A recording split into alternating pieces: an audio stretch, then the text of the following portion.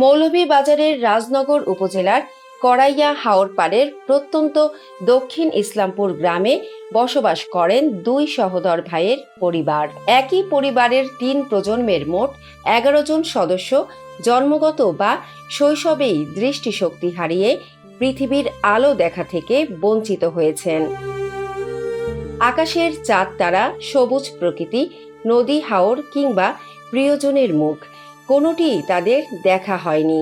এমনকি পানির রং কেমন সেটিও তাদের অজানা। জানা যায় পরিবারটির দৃষ্টি প্রতিবন্ধিতার ইতিহাস শুরু হয়েছিল তাদের দাদার সময় থেকে। পরে তাদের বাবা ছোটবেলায় দৃষ্টিশক্তি হারান। এরপর দুই ভাই কামাল মিয়া মুন্সি ও লাফুল মিয়া মুন্সি জন্ম থেকেই দৃষ্টি প্রতিবন্ধী হন। বর্তমানে তাদের সন্তান ও নাতি নাতনিদের মধ্যেও একই সমস্যা দেখা দিয়েছে। পরিবারের কয়েকজন আবার দৃষ্টি প্রতিবন্ধিতার পাশাপাশি মানসিক প্রতিবন্ধিতায়ও ভুগছেন। আমরা বাপ দাদার আমল থেকেও আমরা দাদা দাদা বাপ এরপরে আমরা ছেলে সন্তান আমরা চৌকে দেখি না সমস্যা। বর্তমানে ৮০ বছর বয়সী কামাল মিয়া মুন্সির পরিবারে তিনি ছাড়াও ছেলে জগলু মিয়া, ফখরুল মিয়া, মেয়ে সুফি বেগম এবং নাতি নাতনি সহ ৭ জন দৃষ্টি প্রতিবন্ধী। তাদের মধ্যে সোহান মিয়া ও শারমিন বেগম মানসিক প্রতিবন্ধিতায়ও আক্রান্ত। অন্যদিকে ৭০ বছর বয়সী লাফুল মিয়া মুন্সির পরিবারেও তিনি, তার ছেলে শারজক মিয়া, নাতি আকবর আলী ও নাতনি আনিকা আক্তার ৪ জনই দৃষ্টি প্রতিবন্ধী। হাওরঘেরা প্রত্যন্ত এলাকায় জরাজীর্ণ একটি বাড়িতে বসবাস করেন তারা। বর্ষা মৌসুমে করাইয়া হাওরের পানি বাড়লে প্রায় প্রতি বছরই তাদের বসতভিটা তলিয়ে যায়। তখন প্রতিবেশীদের সহায়তার নিরাপদ আশ্রয়ে যেতে হয় পুরো পরিবারকে। পরিবারটির সদস্যরা জানান, দৃষ্টি প্রতিবন্ধিতা, দারিদ্র্য, চিকিৎসা সেবা ও কর্মসংস্থানের অভাবে তাদের জীবন আরো কঠিন হয়ে উঠেছে। নিয়মিত সহায়তা না পেলে অনেক সময় খাবার জোগাড় করাও কঠিন হয়ে পড়ে। ৪ জন মানুষ অন্ধ, আমার বাবা অন্ধ, আমার দাদা আসলো অন্ধ, আমার ফো দাদা অন্ধ আসলা। আমরা চৌকে দেখি না, কোনো কাজকর্ম করতে পারি না, আমরা রাস্তাঘাট দেখি না, কোনো কিছু আমরা করতে পারি না। আমরা জন্য মানুষের দয়া আমার কিছু খাবার দেয়, আমরা খাই।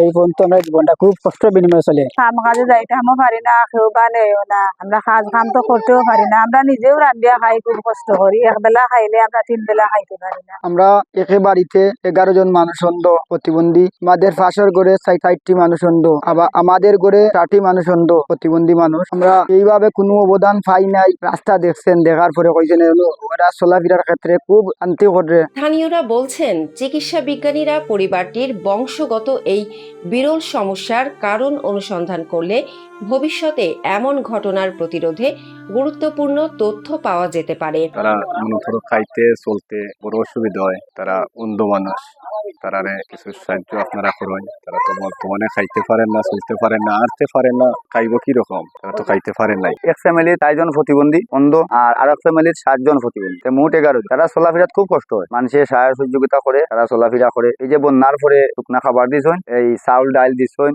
অর্থ নগদ কিছু অর্থ দিছেন। এরপরে আমরা হইয়া গেছেন যে আমরা এই যে রাস্তাটা আছে, এই রাস্তাটা টাইম ফেকেদি আটিয়া এইজন খাদার মধ্যে টাইম করছেন, এই রাস্তাটা আমরা অতি দূরত্ব দিবা। খুব অসহায়, আপনার এলাকাটা অসহায় হিসাবে কোনো সাহায্য এলাকাতেই তারা পায় না, তা পাইলে সীমিত।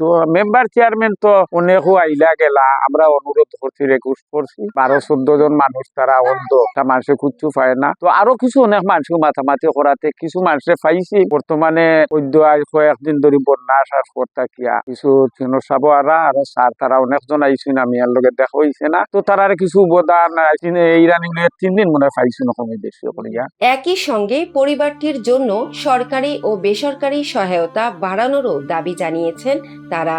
এই পরিবারের কাছে পৃথিবী আজও অদেখা, তবু আলো দেখার স্বপ্ন নয়, অন্তত সম্মানজনকভাবে বেঁচে থাকার সুযোগই এখন তাদের সবচেয়ে বড় প্রত্যাশা।